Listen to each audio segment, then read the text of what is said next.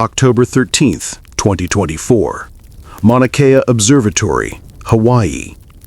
The telescope's alarm screamed at 3:17 a.m. Dr. Sarah Chen bolted upright from her desk, coffee spilling across star charts. The Atlas survey system had detected something impossible. A speck of light racing across the constellation Draco at speeds that shouldn't exist. Not shouldn't, couldn't. She wiped her screen clean and stared at the numbers. 60 kilometers per second. Faster than anything they'd ever tracked from outside our solar system. Faster than physics should allow for objects that size. The speck wasn't slowing down. Her hands trembled as she reached for the red phone, the one that connected directly to NASA's Planetary Defense Office. "We have a visitor," she whispered into the receiver, "and it's moving like nothing we've ever seen."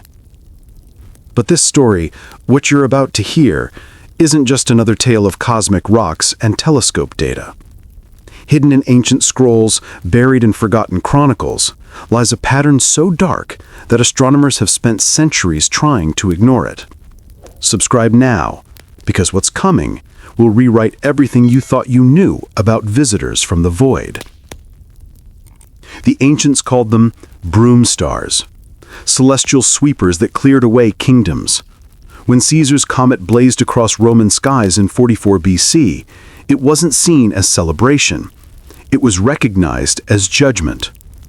The Chinese astronomers of the Han Dynasty recorded over 300 guest stars in their chronicles, each one marking the rise and fall of dynasties. They didn't call them beautiful, they called them harbingers. In 1066, Halley's comet appeared just months before the Battle of Hastings. Norman and Saxon armies alike saw it as an omen of apocalypse. The Bayeux tapestry still shows terrified faces pointing skyward at the blazing intruder. They were right to be afraid. Within a year, an entire civilization had been erased. But the terror ran deeper than superstition. Medieval chroniclers wrote of comets that moved against the order of heaven, objects that broke the sacred patterns, that arrived too fast, that burned too bright.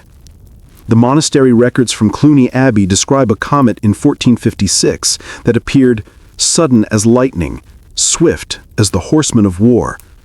It vanished within days, but the plague that followed lasted 7 years. These weren't coincidences.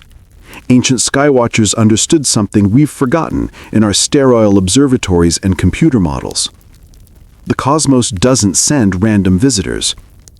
Every great civilization, Babylonian, Egyptian, Mayan, Chinese, built elaborate systems to track celestial intruders, not for worship, for warning.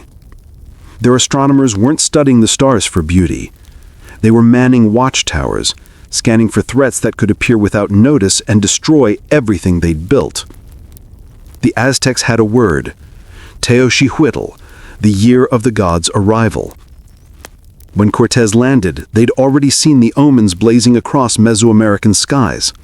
Comets, strange lights, objects that moved like messengers bearing terrible news. They were messengers.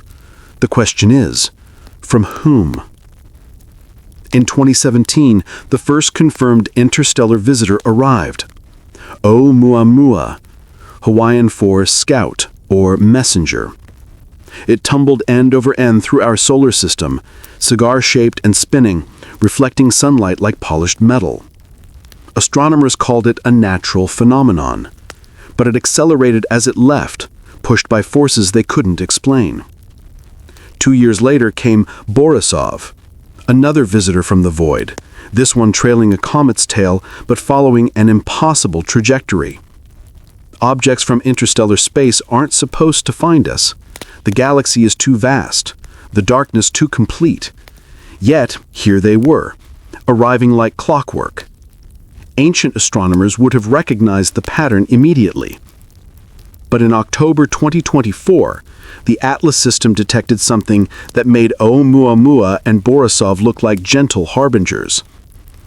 The radio chatter from Mauna Kea that night tells the story. Trajectory confirmed, hyperbolic orbit, Entry velocity 60 kilometers per second.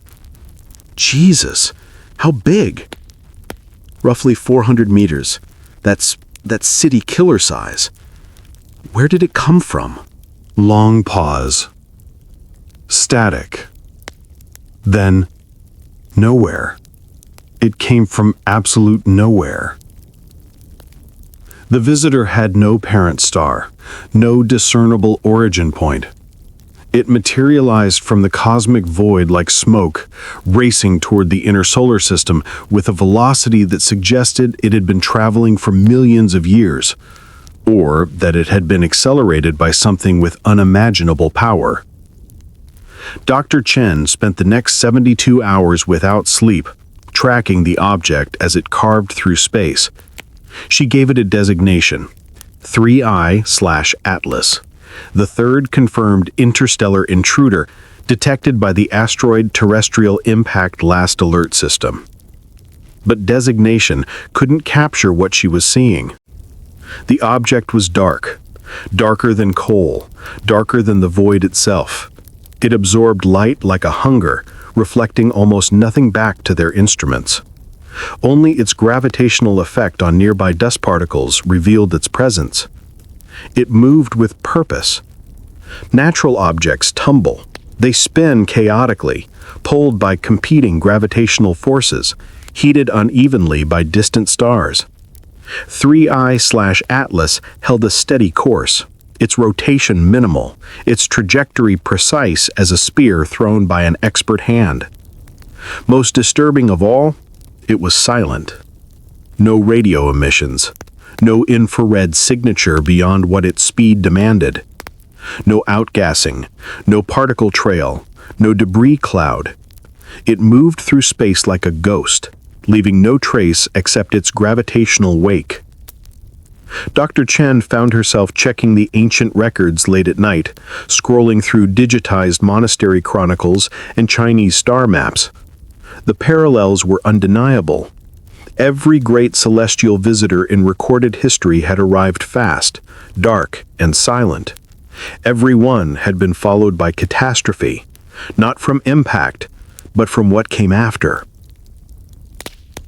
On the fourth night of observation, she made the call that changed everything. Dr. Morrison, it's Chen at Mauna Kea. We need to activate the Deep Space Network. Full spectrum analysis, continuous tracking. Sarah, it's 3 in the morning. Can't this wait until... No, it can't wait. Because I think this thing might be slowing down. The line went quiet. In the background, she could hear Morrison's computer humming to life. Slowing down? Objects in interstellar space don't just... This one does. And if I'm right about what that means, we have perhaps 6 months before it reaches perihelion. 6 months to figure out what it is, where it came from, and what it wants. What it wants? Sarah, you're talking about a rock. Dr. Chen stared at her screen as watching the dark speck move against the star field with mechanical precision. The ancient chroniclers had used different words. Envoy, herald, scout. I don't think it's a rock, Doctor. I think it's a messenger. She hung up the phone and returned to her calculations. Outside, the Hawaiian night stretched toward dawn, but her office remained dark except for the glow of monitors showing the visitor's approach.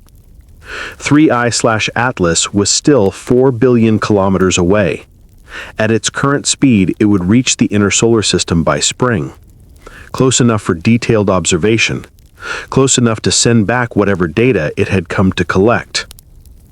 The worst part wasn't its speed, or its darkness, or its unnatural silence. The worst part was that Dr. Chen was starting to believe the ancients were right. Cosmic visitors weren't accidents of celestial mechanics. They were appointments. Meetings scheduled long ago by intelligences that moved between stars like we move between rooms. And this appointment had been planned for a long time. But this time, the visitor was faster, darker, and far more mysterious than anything ever seen. 60 kilometers per second. The number haunted Dr. Chen's dreams for weeks. She would wake at dawn, check her calculations, and find the same impossible figure staring back at her. 3I/Atlas was moving faster than any natural object should move through interstellar space. To understand what 60 kilometers per second means, you have to understand what speed has meant for human civilization. Speed is power. Speed is terror. Speed is the difference between survival and annihilation. In 1206, Genghis Khan's cavalry erupted from the Mongolian steppes at 40 kilometers per hour. Roman legions, accustomed to infantry battles fought at walking pace, couldn't adapt. The Mongol war machine crossed Asia faster than news of its coming. Cities fell before their defenders knew they were under attack. Speed collapsed empires. In 1940, German panzers raced across France at speeds that shattered every tactical assumption of trench warfare. The Maginot Line, built to withstand the slow, grinding advances of World War I, became irrelevant overnight. Blitzkrieg wasn't just a military strategy. It was a lesson in how velocity could make the impossible inevitable. Speed rewrote history. The Black Death traveled trade routes from Asia to Europe at roughly 3 kilometers per day. Slow by modern standards, but catastrophically fast for the 14th century. Cities couldn't quarantine effectively because they couldn't track the plague's movement.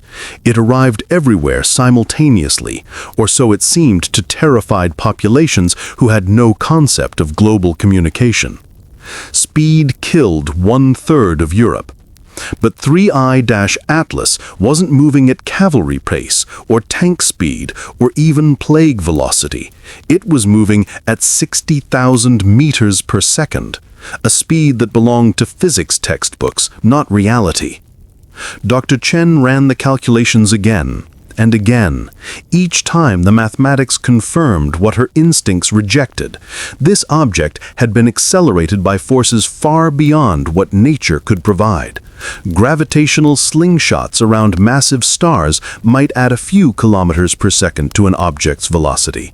The explosion of a dying star could theoretically launch debris at perhaps 20 kilometers per second. But 60? That required something else entirely. Something intentional.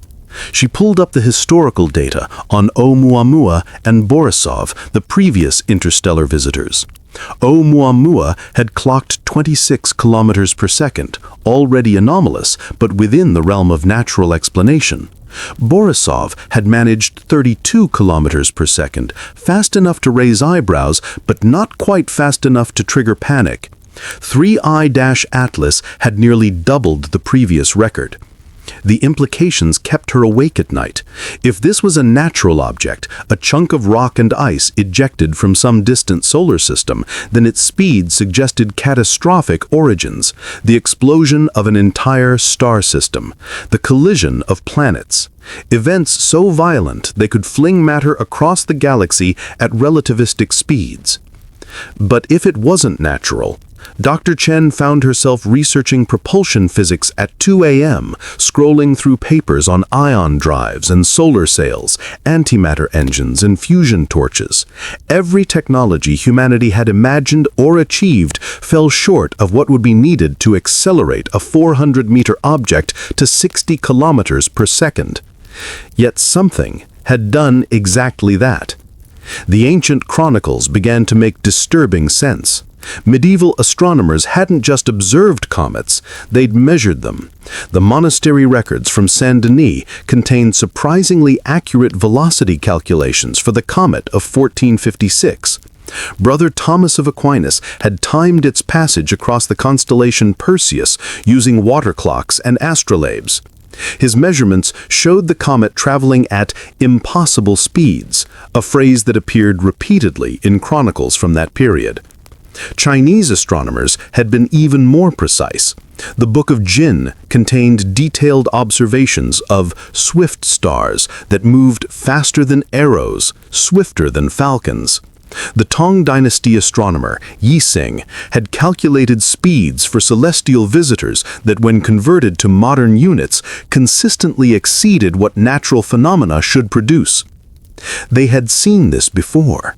Every few centuries, objects appeared that moved too fast, burned too bright, followed trajectories too precise to be accidental.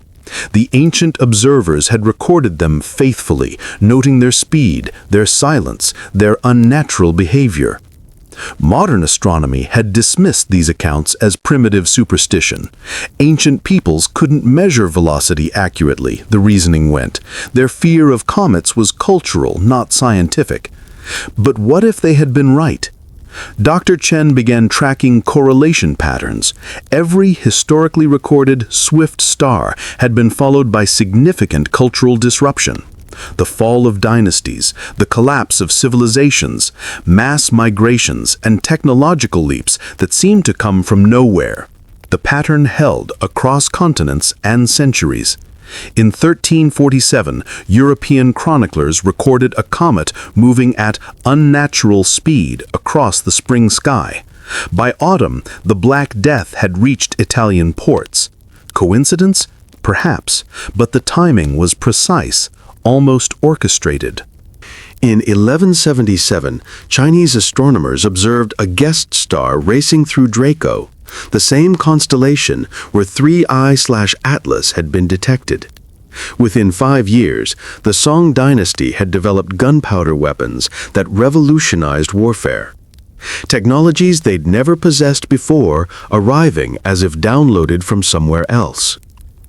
The Aztec Tonalamatol described a swift fire star that appeared in 1519, just months before European contact. The Maya had similar records, objects that moved like thoughts of the gods, arriving always at moments of cultural transformation. Speed wasn't just a physical characteristic, it was a signature. A calling card left by intelligences that understood something about the relationship between velocity and inevitability. Dr. Chen started checking her office door at night. The correlation patterns were too clean, too consistent across unrelated civilizations. Natural phenomena didn't follow cultural schedules. They didn't arrive at moments of maximum historical impact with clockwork precision. But messengers did. Scouts did. Advanced reconnaissance systems did. The more she studied 3I/Atlas's trajectory, the more intentional it appeared. The object wasn't following a random hyperbolic orbit. It was on an intercept course with Earth's position 6 months in the future. Not where Earth was when it entered the solar system, but where Earth would be. Predicting planetary positions 6 months in advance requires sophisticated calculations. Natural objects don't make such calculations. They follow the gravitational curves laid down by massive bodies, tumbling through space according to laws of physics, not laws of prophecy. 3I/Atlas was navigating, adjusting course with micro-corrections too subtle for human instruments to detect, but precise enough to ensure it would pass within 3 million kilometers of Earth at exactly the right moment. The moment when Earth would be closest to optimal observation distance. Dr. Chen submitted her report to the International Astronomical Union on November 15th. The document was classified immediately, not because it contained state secrets, but because it contained conclusions that threatened the fundamental assumptions of modern science. 3I/Atlas exhibits navigational characteristics inconsistent with natural phenomena, she had written. Recommend immediate activation of deep space monitoring assets and preparation of response protocols. The response came back within hours. Insufficient data for anomalous classification. Continue standard observation procedures. Standard procedures, as if there was anything standard about an object moving faster than physics allowed, arriving on schedule like a cosmic train following rails laid down by unknown engineers. That night, Dr. Chen didn't go home. She remained at her desk watching the dark speck crawl across her monitor screen, Each hour brought it 90,000 kilometers closer. Each day, another 2 million. Speed wasn't just distance over time. Speed was intention over resistance. And something had given 3I/Atlas enough intention to cross the galaxy. The question that kept her awake wasn't whether it would reach Earth. The trajectory calculations were clear. Arrival was inevitable. The question was, what would happen when it got close enough to see clearly? And yet speed was not its strangest feature. December 2024, Goddard Space Flight Center. The James Webb Space Telescope turned its golden eye toward 3I/Atlas on a clear winter morning. What it saw defied every model of cometary behavior ever constructed. Dr. Elena Vasquez stared at the spectroscopic data streaming across her monitors. Carbon dioxide. Massive clouds of it billowing from the object's surface like breath in winter air. But no water, no ammonia, no methane, none of the icy compounds that should accompany CO2 in a natural comet. "Run the analysis again," she told her assistant. "Something's wrong with our instruments." The second scan confirmed the first. 3I/Atlas was wrapped in a veil of carbon dioxide gas, but beneath that veil lay something unprecedented, a surface chemistry that matched no known celestial body. It was wearing a mask. Throughout human history, masks have served a single purpose: concealment. The bronze death masks of Egyptian pharaohs hid royal faces from grave robbers. The leather plague masks of medieval doctors created barriers between healers and the diseased. Venetian carnival masks allowed nobility to move unrecognized through crowded streets. Every mask tells two stories: what it shows and what it hides. The carbon dioxide shroud surrounding 3I Atlas was the most sophisticated mask humanity had ever encountered. To understand why, you need to understand what space telescopes actually see when they observe comets. As comets approach the Sun, their icy surfaces sublime, solid matter transforming directly into gas. The process creates distinctive spectral signatures, chemical fingerprints that reveal a comet's composition. Water vapor at 1.4 micrometers, methane at 3.3, carbon monoxide at 4.6. These signatures are as reliable as DNA evidence. Natural comets follow predictable patterns. Water appears first, followed by carbon compounds, then trace minerals. The sequence never varies because it reflects the fundamental physics of sublimation. Lighter molecules escape first, heavier compounds follow. 3I Atlas followed no such sequence. The carbon dioxide appeared suddenly, uniformly, across its entire surface.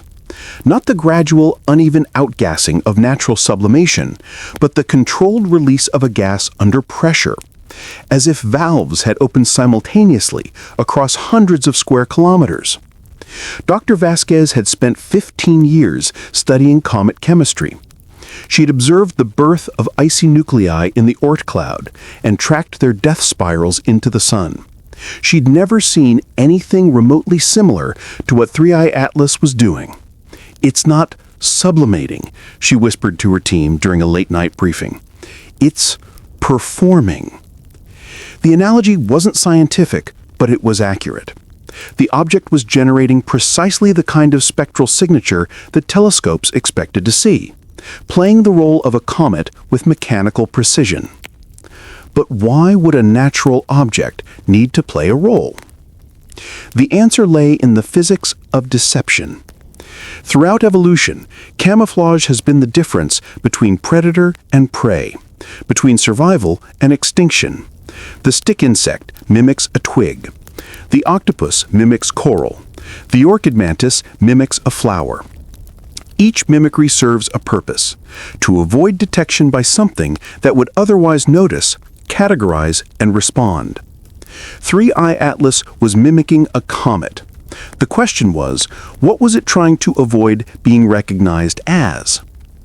Dr. Vasquez began digging into the historical record, searching for similar phenomena. What she found disturbed her more than the anomalous chemistry. Medieval chroniclers had written extensively about false comets, celestial objects that appeared to be natural visitors but behaved in ways that suggested otherwise. The monk, Gervase of Canterbury, described a comet in 1178 that wore the face of ice but burned with inner fire. The Chinese Songshi contained accounts of masked stars that showed water to skywatchers but revealed different natures to those who observed them closely. The descriptions were consistent across cultures that had no contact with each other. Objects that projected the appearance of natural comets while concealing their true composition. Modern astronomy had dismissed these accounts as medieval superstition.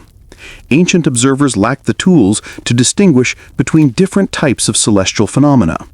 Their descriptions of false and masked comets were interpreted as primitive attempts to categorize unusual but natural objects. But what if the ancients had been observing exactly what Dr. Vasquez was seeing now? She ran a comparative analysis, matching Webb's spectroscopic data against theoretical models of artificial outgassing. The results were unsettling. The carbon dioxide emissions from 3I Atlas matched the output you'd expect from a pressurized system designed to simulate natural sublimation. Not random, not chaotic, engineered. The implications cascaded through her calculations like dominoes falling. If the outgassing was artificial, then the object beneath the gas cloud might be artificial as well. And if 3I Atlas was artificial, then humanity was being studied by something that understood the importance of camouflage. Something that knew enough about human observation methods to fool them. Dr. Vasquez began researching historical examples of technological camouflage. The Trojan horse had been carved to look like a religious offering while concealing an invasion force. World War II U-boats had been painted to blend with ocean surfaces, invisible until they chose to reveal themselves. Stealth aircraft were shaped to scatter radar signals, appearing as birds or weather phenomena to enemy sensors.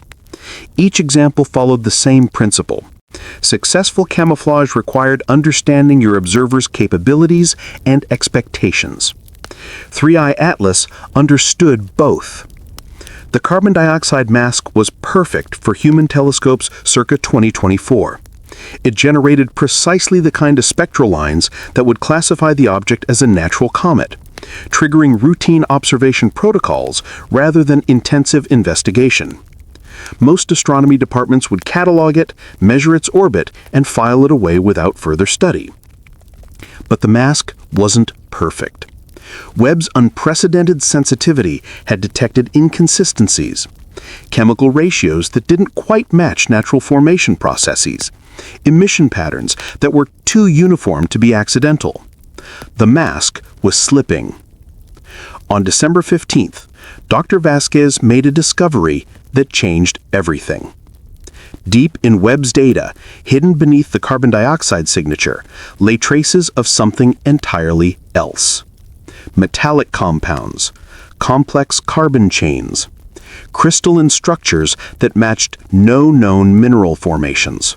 The spectral lines appeared for less than 30 seconds before vanishing, as if automatic systems had detected the telescope's penetrating gaze and adjusted the mask accordingly. But 30 seconds was enough. Dr. Vasquez spent the next week analyzing those 30 seconds of data. What she found challenged every assumption about the object's nature. The metallic signatures suggested materials that didn't exist in natural abundance anywhere in the solar system. Titanium alloys, refined silicon compounds, processed rare earth elements, materials that required industrial civilization to produce. She submitted her findings to the International Astronomical Union with a classification request that had never been used before. Artificial origin, unknown technology. The response came back within hours. Data classified pending review. Cease all public discussion of findings. That night, Dr. Vasquez didn't go home. She remained in her office, staring at the 30 seconds of spectral data that had revealed 3I Atlas's true face. Outside, Washington, D.C. glittered with Christmas lights, but her laboratory remained dark except for the glow of monitors displaying the chemical signature of something that should not exist. The carbon dioxide mask was still in place, still projecting the illusion of a natural comet to anyone who looked casually. But Webb's golden eye had seen through the performance for 30 crucial seconds, long enough to glimpse the machinery beneath. The ancient chroniclers had been right about masks serving two purposes. They concealed identity and revealed intention. 3I Atlas's carbon dioxide shroud wasn't just hiding its artificial nature. It was announcing its sophistication. Only something that understood human technology could create such a perfect mimicry of human expectations. Only something that had been watching for a very long time could know exactly what mask to wear. Dr. Vasquez found herself thinking about plague doctor masks, the leather beaks filled with herbs that medieval physicians wore during epidemics. The masks had served a dual purpose, protecting the wearer from disease and identifying them as someone who dealt with the infected. 3I Atlas's carbon dioxide shroud wasn't just hiding its artificial nature, it was announcing its sophistication.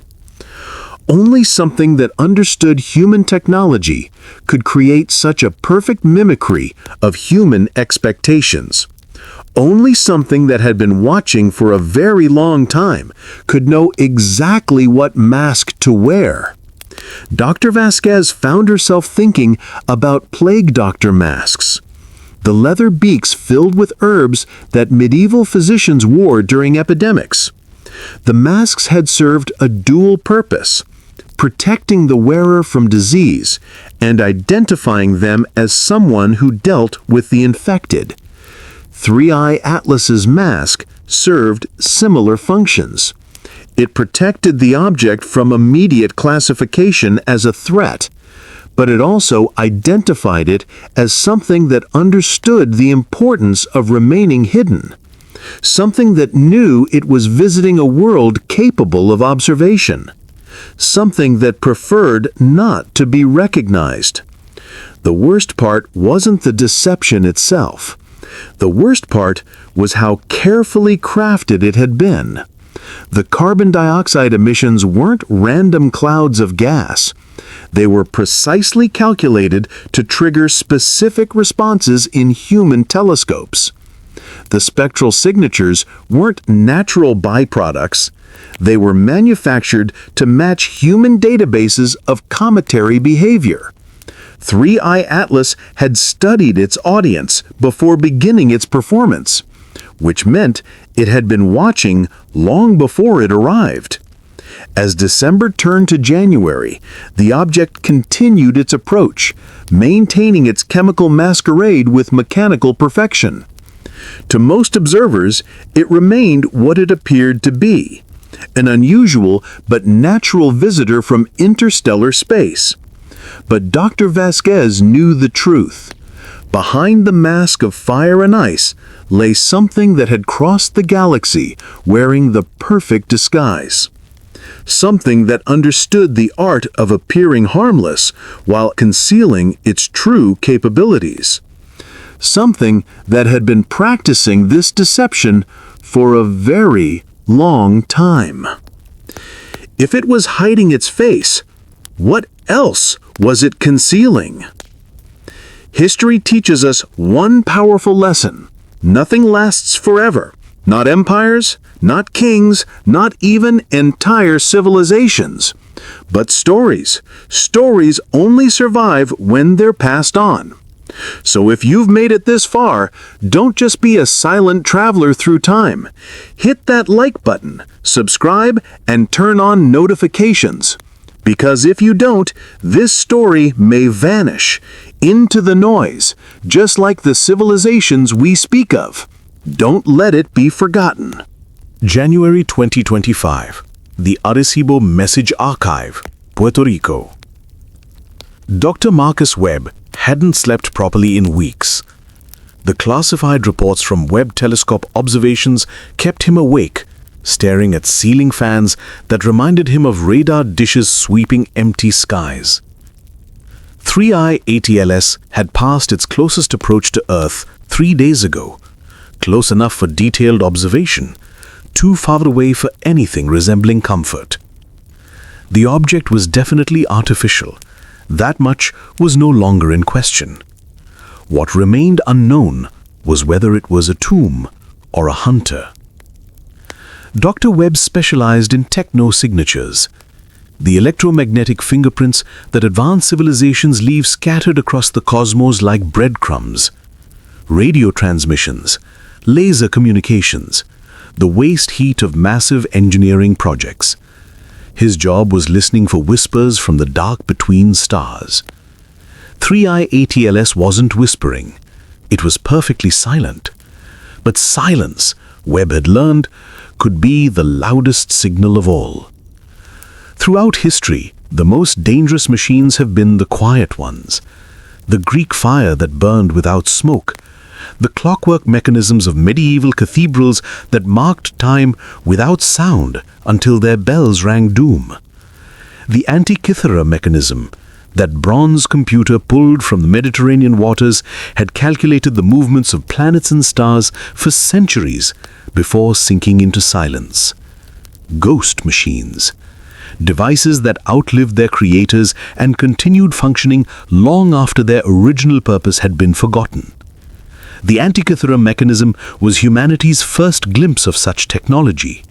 Discovered by sponge divers in 1901, it had taken a century for archaeologists to understand what they were seeing. A computer built in ancient Greece, more sophisticated than anything that would be developed again for 1,500 years. The device raised uncomfortable questions. If the Greeks could build mechanical computers, what else had they built? And if their civilization was capable of such engineering, why did it vanish so completely that its greatest achievements became legends? Dr. Webb had spent his career asking similar questions about signals from space. SETI had been listening for alien transmissions for 70 years without detecting so much as a whisper from another civilization. The silence was so complete, so universal, that it had spawned its own paradox. If the galaxy was old enough and large enough to support millions of technological civilizations, where was everybody? The answer might be floating 3 million kilometers from Earth. Advanced civilizations didn't broadcast, they sent scouts. Webb pulled up the historical database he'd been building for months, a comprehensive catalogue of anomalous objects throughout recorded history. What he'd found suggested that 3I ATLS wasn't humanity's first encounter with artificial visitors from space. In 1179, Japanese astronomers recorded a metal star that appeared near Venus and remained visible for 6 days before vanishing. Chinese chronicles from the same period described an object that moved like a crafted thing, with purpose in its path. The Maya Dresden Codex contained calculations for objects that appeared at regular intervals, following orbits that took them far beyond the known planets.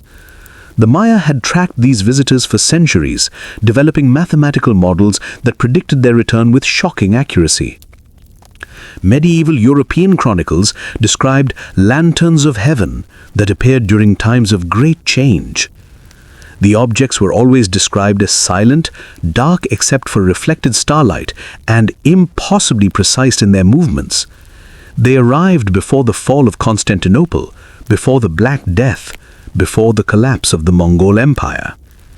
Each appearance had been followed by technological leaps that seemed to come from nowhere. Gunpowder in China, navigational instruments in Europe, metallurgy techniques that allowed forging of steel sharp enough to cut stone, technologies that required centuries of development appearing suddenly, as if downloaded from an external source. Webb began mapping the correlation patterns. Every major technological advancement in human history coincided with the appearance of anomalous objects in the historical record. Not meteorites, not comets. Objects that moved with purpose, remained silent, and departed after precise observation periods. The pattern held across continents and centuries. The Roman architect Vitruvius had written about celestial artifices whose works appeared in the sky during the reign of Augustus. Within a generation, Roman engineering had achieved feats of construction that wouldn't be matched again until the Industrial Revolution. Islamic astronomers during the Abbasid Caliphate recorded silent messengers that preceded the translation movement, the period when Greek and Persian knowledge was preserved and expanded. The House of Wisdom in Baghdad became the greatest center of learning in the medieval world almost overnight, as if its scholars had gained access to libraries beyond human creation. The Norse sagas described sky ships that appeared before the age of exploration. Within decades, Viking navigators were crossing oceans using techniques that seemed impossibly advanced for their technological base. Each civilization that encountered the silent visitors experienced a golden age of innovation. Then, inevitably, they fell. Webb found the pattern disturbing not because of its consistency, but because of its implications. If advanced alien civilizations were monitoring human development, why did they remain hidden? Why send scouts instead of ambassadors? The answer lay in the nature of observation itself. Anthropologists studying isolated tribes followed strict protocols to avoid contaminating their research.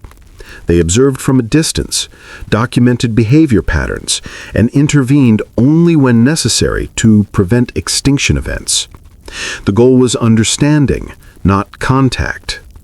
Contact would change everything. 3I Atlas exhibited the same careful approach. It had arrived disguised as a natural phenomenon, maintained its cover until sophisticated instruments penetrated the deception, then revealed just enough of its true nature to confirm artificial origin without providing details about its creators. Perfect anthropological protocol. The object was a research probe, following guidelines developed by a civilization advanced enough to cross interstellar distances. Its mission was observation and documentation, not communication. Humanity was being studied. But by whom? And for how long? Webb cross-referenced the historical sighting patterns with archaeological evidence of technological advancement. The correlations were too precise to be coincidental. The Antikythera mechanism hadn't been an isolated achievement. It was part of a technological package that appeared suddenly in Greek civilization, flourished for a few centuries, then vanished as completely as if it had never existed. Similar patterns appeared in every major civilization. Periods of rapid advancement followed by equally rapid decline, as if the source of innovation had been withdrawn. The silent visitors weren't just observing human development, they were managing it. Each probe carried out a specific mission, arrived during periods of cultural stress, document how humanity responded to challenges, introduce selected technologies to prevent collapse, then depart once the crisis passed. A cosmic intervention program spanning millennia. 3I Atlas was the latest in this sequence. It had arrived during the early 21st century, a period of climate change, technological disruption, and social upheaval. Its mission was to assess whether humanity could survive its current crisis, or whether intervention would be necessary. The carbon dioxide mask wasn't just camouflage, it was a test. Could human science penetrate the deception? Could humanity recognize artificial technology when it appeared in their telescopes? Had the species developed sufficient observational capabilities to detect visitors who preferred to remain hidden? Webb realized he was looking at the results of that test. Webb telescope had seen through the masquerade. Human scientists had recognized the artificial signatures. The probe's cover had been blown by the very civilization it was studying, which meant humanity had passed whatever threshold the probe was designed to measure. The question was, what happened next?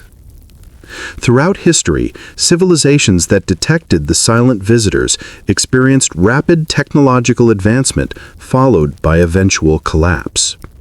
Not destruction from external forces, but transformation so complete that the original culture disappeared.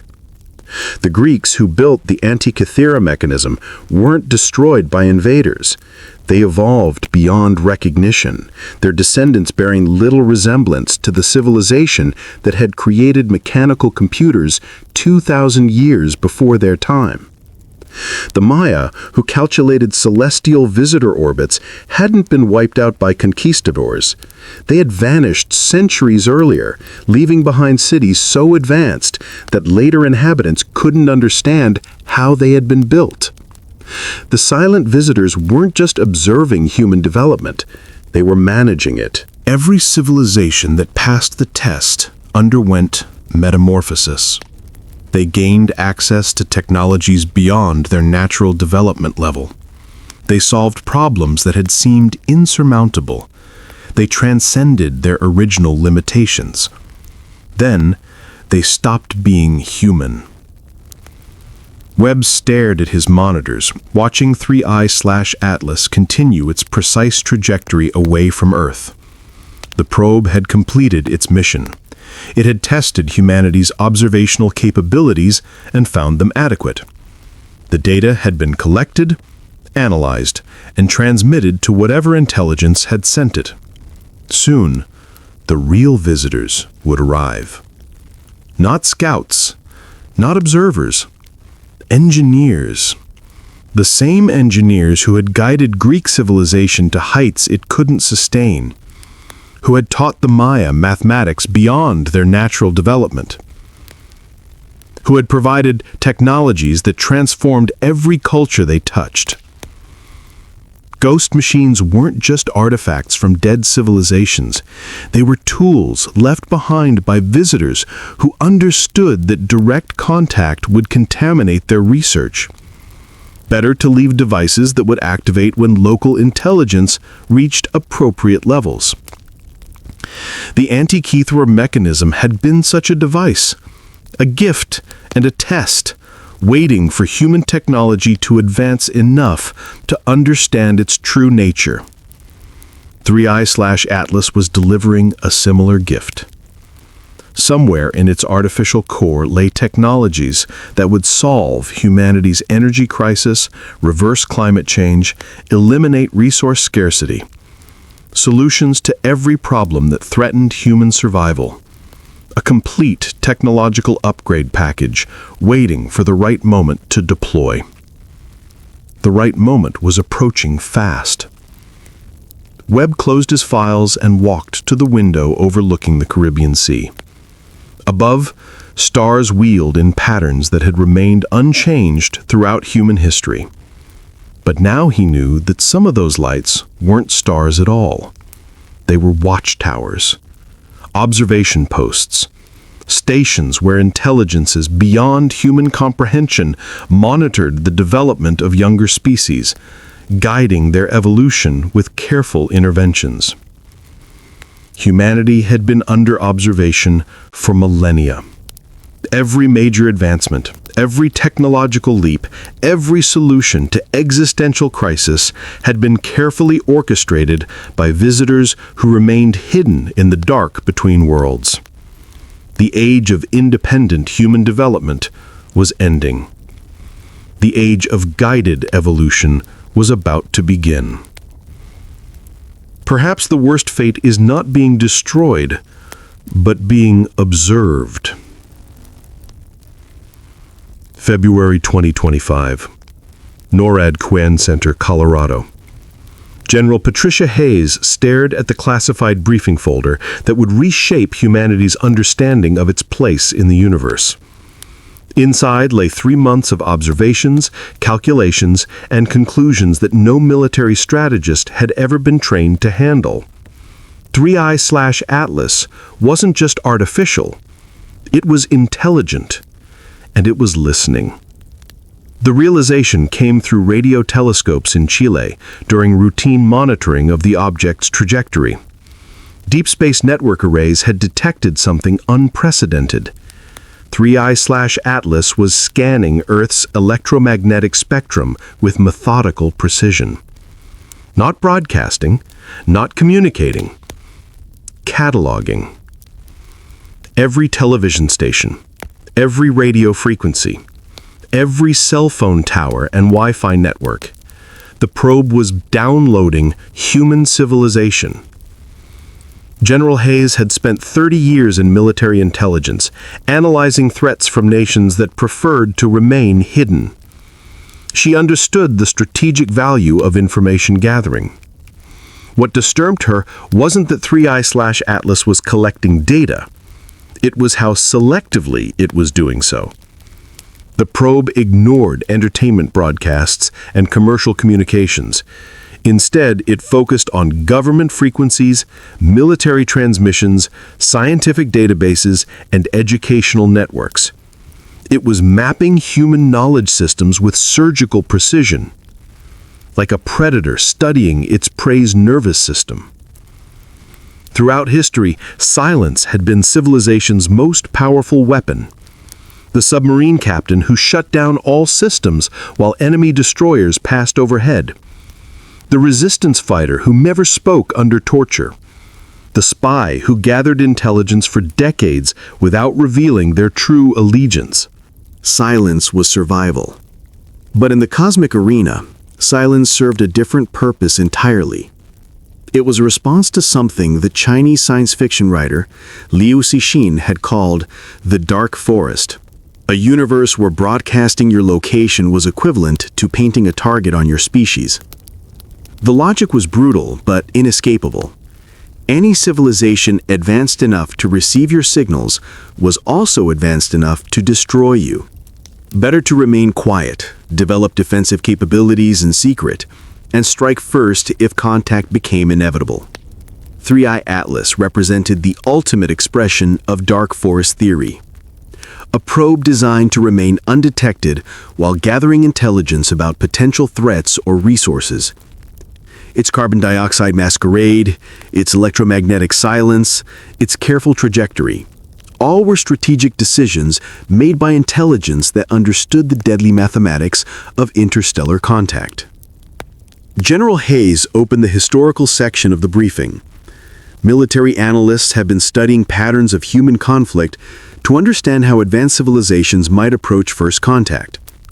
What they'd found challenged every assumption about alien benevolence that popular culture had promoted. Successful expansion throughout history had always followed the same pattern: reconnaissance, evaluation, exploitation. Spanish conquistadors had spent months observing Aztec civilization before making contact. They'd learned the language, studied the power structures, identified key resources and strategic weaknesses. When they finally revealed themselves, the outcome was never in doubt. European colonists had followed identical protocols in Africa, Asia, and the Americas. Decades of intelligence gathering preceded formal contact. By the time local populations realized they were being studied, the strategic balance had already shifted permanently. 3I/Atlas was following the same methodology on a cosmic scale. The probe had been observing human development for months, possibly years. Its database now contained detailed information about Earth's military capabilities, economic systems, political structures, and technological infrastructure. It knew which cities were most strategically important, which governments were most stable, which technologies posed the greatest potential threat to visiting civilizations. More disturbing still, it knew how humans responded to the unknown. The psychological profiles were the chilling section of the briefing. 3i Atlas had monitored social media, news broadcasts, and public communications during its approach. It had witnessed humanity's reaction to the discovery of an interstellar visitor. The probe now possessed detailed data on human fear responses, information processing capabilities, and decision-making patterns under stress. It knew exactly how humanity would react to open contact. General Hayes found herself studying Cold War intelligence files, searching for historical precedents. The closest analogy was the reconnaissance satellites that both superpowers had deployed during the 1960s. Each side knew the other was watching, but neither could acknowledge the surveillance without escalating to direct confrontation. The result had been a tense equilibrium built on mutual observation and deterrence. But 3i Atlas wasn't playing by Cold War rules. Its civilization possessed overwhelming technological superiority. It could observe without being detected, analyze without being understood, and make strategic decisions without consulting its subjects. Humanity wasn't a potential adversary, it was a specimen under study. The briefing included communications intercepts from other governments. Every major power had detected 3i Atlas's scanning activities and reached similar conclusions. The object represented either the greatest opportunity or the greatest threat in human history. Russia had mobilized its space-based assets, preparing defensive measures against technologies that might not exist. China had accelerated its lunar colonization program, seeking strategic depth beyond Earth's atmosphere. The United States had quietly activated contingency plans designed for scenarios that military planners had hoped would remain theoretical forever. But defense against what? How do you prepare for contact with a civilization that could cross interstellar distances, deploy perfect camouflage, and gather intelligence from millions of kilometers away? The answer lay in understanding why 3i Atlas had revealed itself at all. Advanced reconnaissance missions followed strict protocols designed to prevent detection. The probe's carbon dioxide masquerade had been sophisticated enough to fool most human instruments. Its electromagnetic silence had been maintained perfectly. Its trajectory had avoided close approach to major population centers. Yet it had allowed Webb telescope to glimpse its true nature during those crucial 30 seconds of observation. The revelation hadn't been accidental. It had been intentional.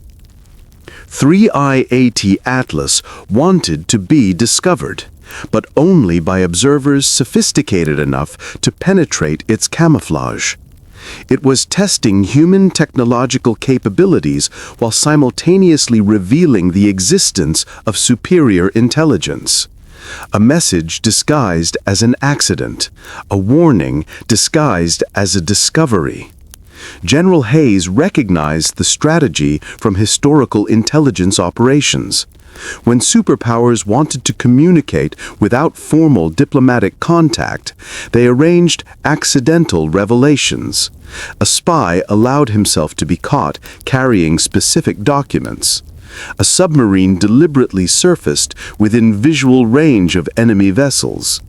A reconnaissance aircraft accidentally strayed into restricted airspace. Each incident conveyed precise information while maintaining plausible deniability. 3i Atlas had executed a similar operation on a cosmic scale. Its brief revelation to Webb telescope had communicated several critical facts. Earth was under observation by advanced technology.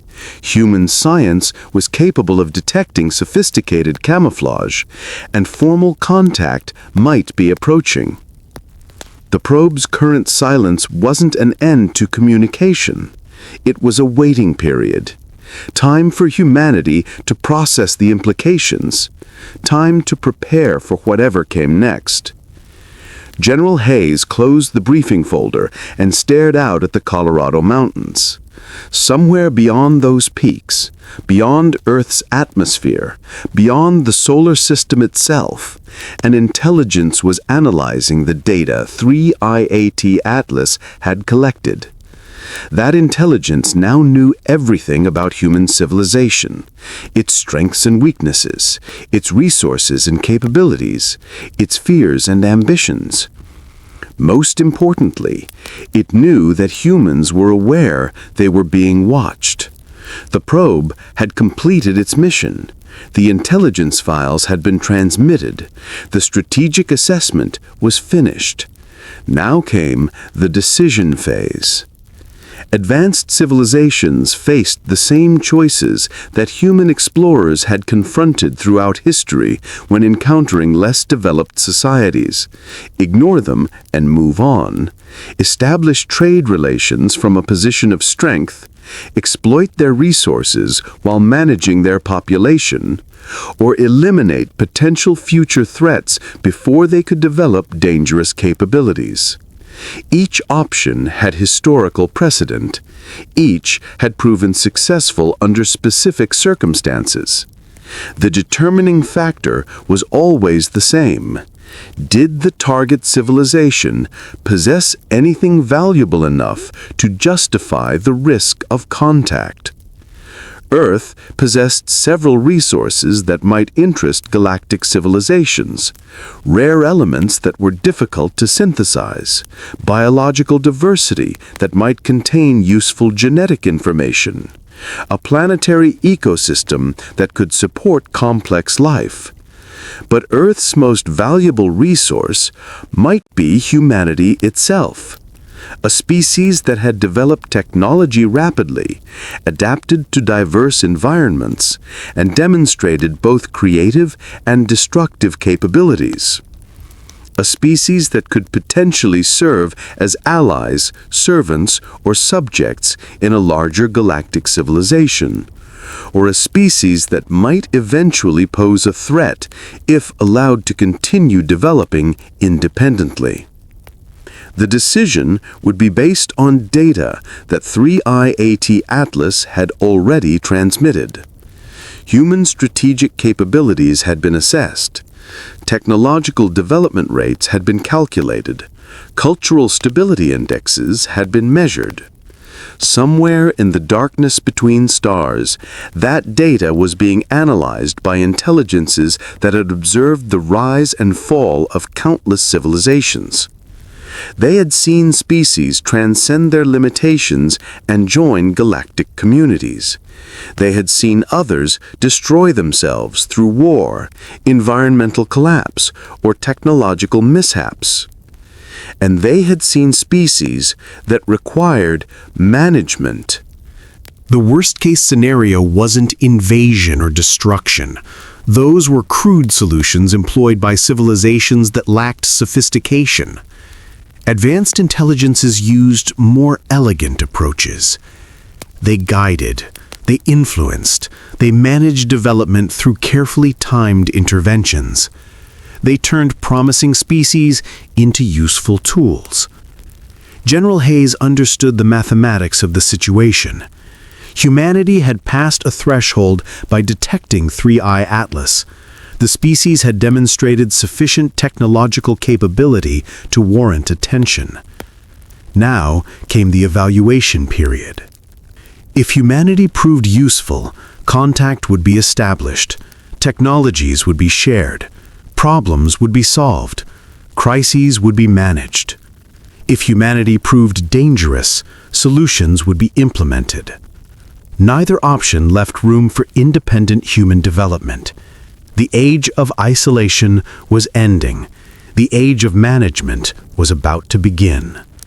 And the managers had been observing for a very long time.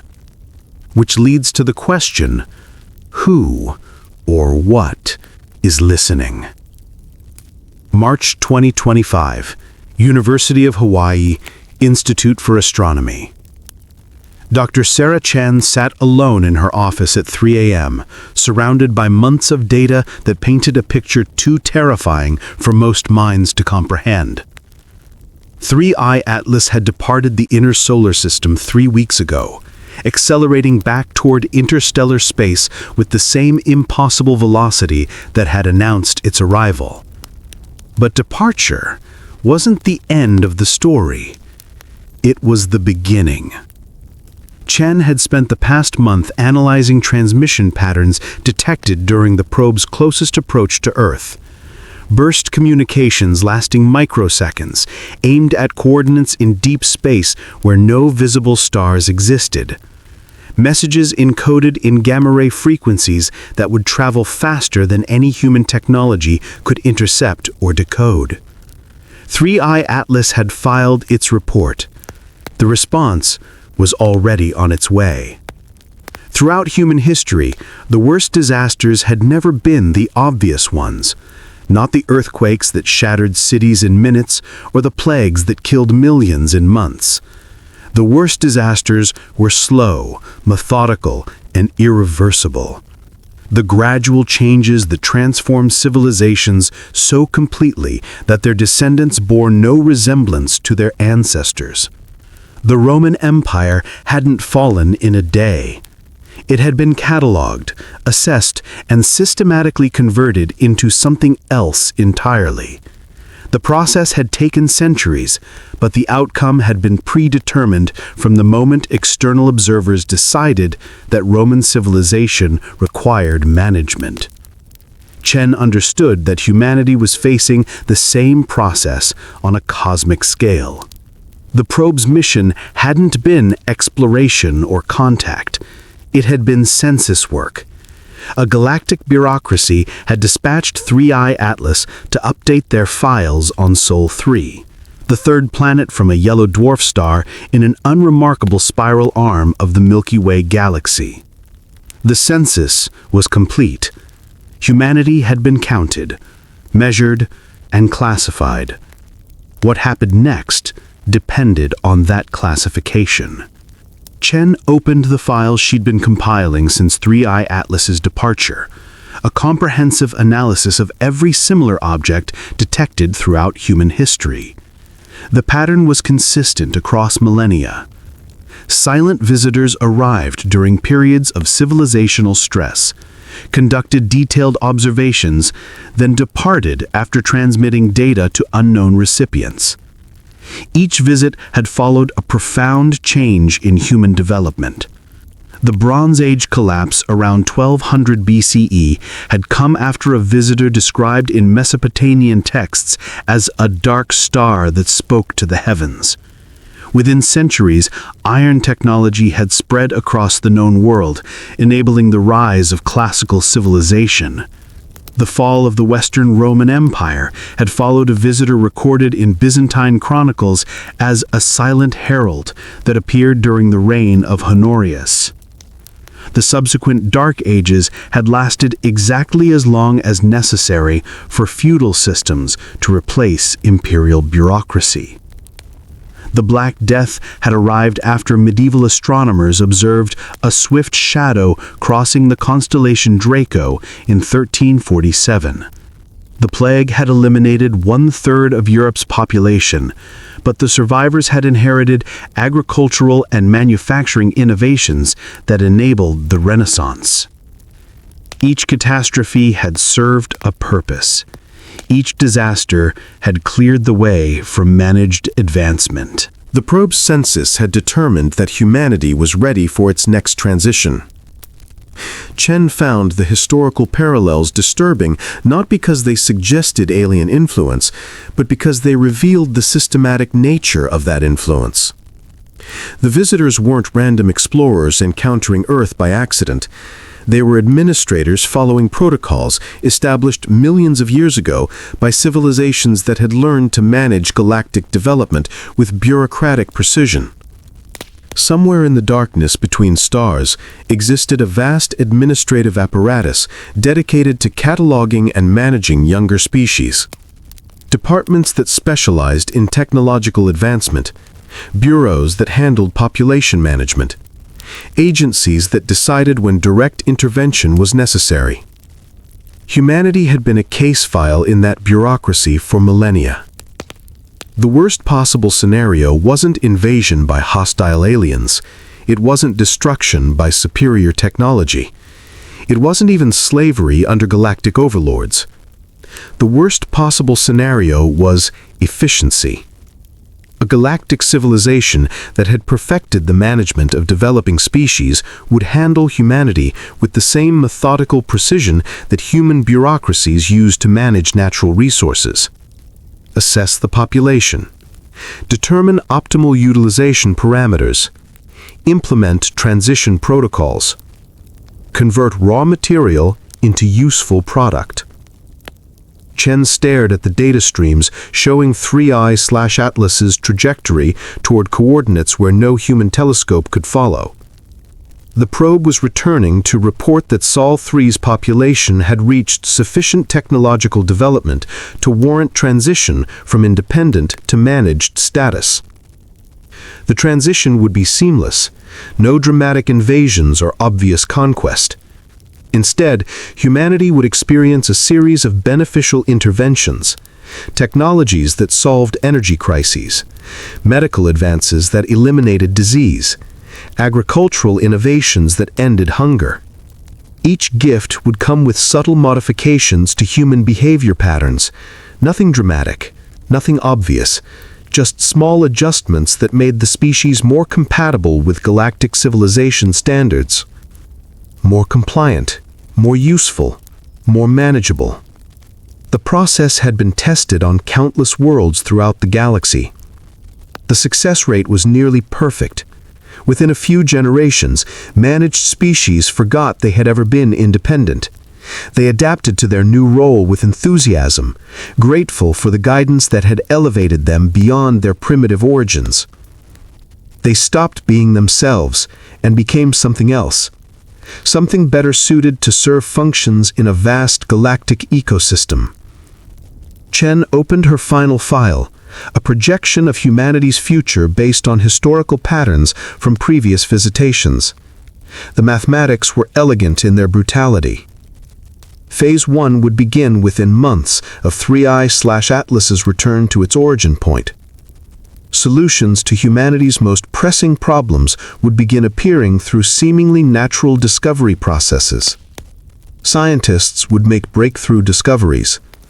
Engineers would develop revolutionary technologies. Medical researchers would solve diseases that had plagued the species for millennia. Each breakthrough would be celebrated as human achievement. None would be recognized as external intervention.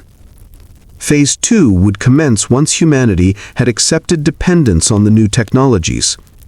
Subtle behavioral modifications would be introduced through the same mechanisms that delivered beneficial innovations. Nothing dramatic, just small improvements to reduce violence, increase cooperation, enhance productivity. Psychological optimization disguised as cultural evolution. Phase 3 would be the final transition. Humanity would voluntarily integrate into galactic civilization, grateful for the opportunity to serve purposes greater than their individual ambitions. The species would retain their basic biological form, but lose the chaotic unpredictability that had defined human nature for millennia. They would become perfect citizens of a perfect galaxy. The process was already beginning. Chen had detected the first signs in recent technological breakthroughs that seemed to come from nowhere. Quantum computing advances that exceeded theoretical possibilities.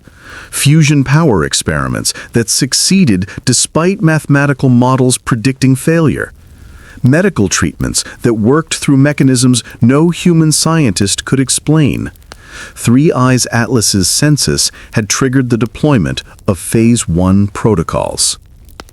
Chen closed her files and walked to the window overlooking Honolulu Harbor.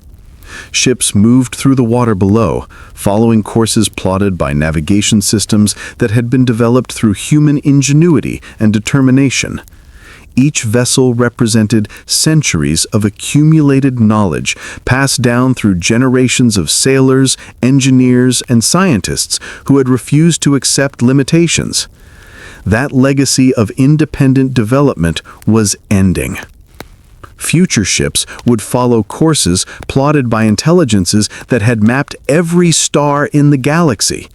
Human sailors would navigate by charts drawn by minds that had explored space before Earth's sun had formed. They would sail efficiently, safely, without the risk of getting lost or discovering something unexpected. They would never again sail into the unknown. The worst possible scenario wasn't death or slavery or destruction. It was the end of uncertainty, the elimination of chaos, the perfection of existence through the removal of everything that made existence worth living. Humanity would survive the transition. The species would flourish under galactic management. Problems would be solved. Suffering would be eliminated. Every human need would be met with technological precision. But humanity would cease to exist as an independent force in the universe.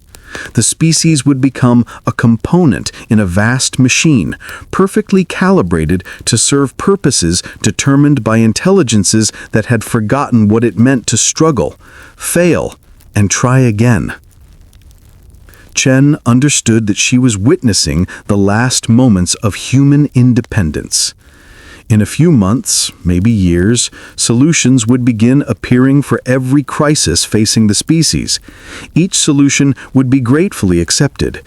Each gift would be celebrated as progress. No one would ask where the solutions came from. No one would question the sudden acceleration of human development. No one would notice that the chaos, uncertainty, and beautiful impossibility of independent existence was being systematically eliminated. The probe had delivered its census data. The administrators had processed the information. The decision had been made. Humanity would be saved from itself. 3i Atlas was returning to the darkness between stars, mission accomplished. Somewhere in that darkness, vast intelligences were preparing transition protocols based on millions of years of experience managing younger species. They would be gentle. They would be efficient. They would be thorough. They would be successful.